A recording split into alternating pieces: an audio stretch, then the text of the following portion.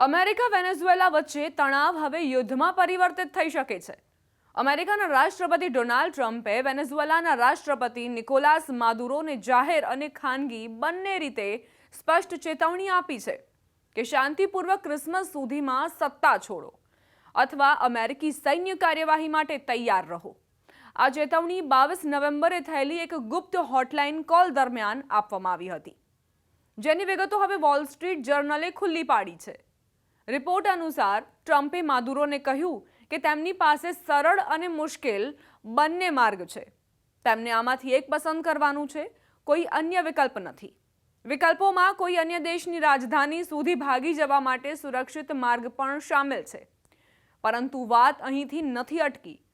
ટ્રમ્પે ત્યારબાદ એક અત્યંત કડક જાહેર નિવેદનમાં કહ્યું કે વેનેઝુએલા અને તેની આસપાસના એરસ્પેસને સંપૂર્ણપણે બંધ ગણવું જોઈએ।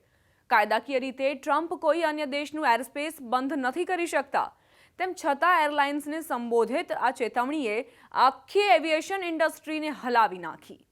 જો લાઈવ ફ્લાઇટ ડેટા જોઈએ તો વેનેઝુએલા ઉપર લગભગ કોઈ વિમાન નથી દેખાતું। વેનેઝુએલાએ આ નિવેદનને ઔપનિવેશિક ધમકી અને ગેરકાયદે આક્રમકતા ગણાવ્યું છે। અમેરિકાએ વેનેઝુએલાને કઈ રીતે તાકાત દર્શાવી તે પણ સમજી લઈએ। અમેરિકી સરકારી એજન્સી FAA એટલે કે ફેડરલ એવિએશન એડમિનિસ્ટ્રેશને પહેલેથી જ વેનેઝુએલા પર ઉડાણો માટે જોખમની ચેતવણી જારી કરી દીધી હતી, પરંતુ ટ્રમ્પનું નિવેદન ત્યારે આવ્યું જ્યારે કેરેબિયનમાં ડ્રગ બોટ પર અમેરિકા સતત હુમલા કરી રહ્યું છે।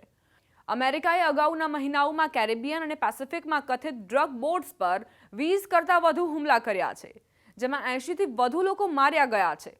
અમેરિકાએ કોઈ નક્કર પુરાવા નથી આપ્યા, જેનાથી આ ઓપરેશન્સના ઉદ્દેશ્ય પર પ્રશ્નો ઊભા થયા છે। હવે અમેરિકાએ વિશ્વનું સૌથી મોટું યુદ્ધપોત USS જેરાલ્ડ R ફોર્ડ કેરેબિયનમાં તૈનાત કરી દીધું છે, જે સ્પષ્ટ સંકેત આપે છે કે પરિસ્થિતિ કોઈ પણ સમયે જમીન પર પહોંચી શકે છે। ટ્રમ્પ પહેલા પણ ઇશારો આપી ચૂક્યા છે કે વેનેઝુએલામાં ગ્રાઉન્ડ ઓપરેશન શરૂ થવું ખૂબ દૂરની વાત નથી। વેનેઝુએલાના વિદેશ મંત્રાલયે કહ્યું કે અમેરિકા ડ્રગ્સનું બહાનું બનાવીને શાસન બદલવાનો પ્રયાસ કરી રહ્યું છે। માદુરો પર પહેલેથી જ 2024ની ચૂંટણીમાં કૌભાંડના આરોપો છે, પરંતુ તેમણે ટ્રમ્પની ચેતવણીને સંપૂર્ણપણે નકારી કાઢી અને અમેરિકા પર હસ્તક્ષેપવાદી રમત રમવાનો આરોપ લગાવ્યો। પરિસ્થિતિ વધુ જોખમી ત્યારે બની જ્યારે ટ્રમ્પ પ્રશાસને આખા વેનેઝુએલા શાસનને આતંકવાદી એકમ જાહેર કરી દીધું।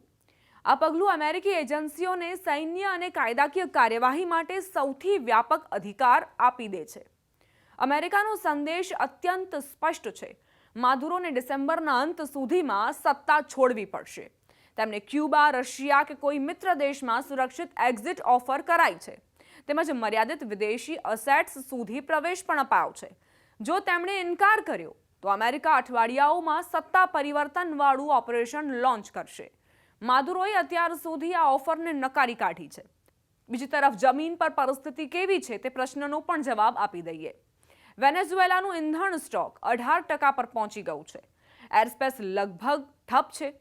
સેનાના મધ્યમ સ્તરના અધિકારીઓમાં દલ બદલવાની ચર્ચા ચાલી રહી છે। અમેરિકી સ્પેશિયલ ઓપ્સ એરક્રાફ્ટ હવે વેનેઝુએલાની નજીક અરુબામાં તૈનાત છે। સમાજમાં ભય અને અનિશ્ચિતતા વધી રહી છે।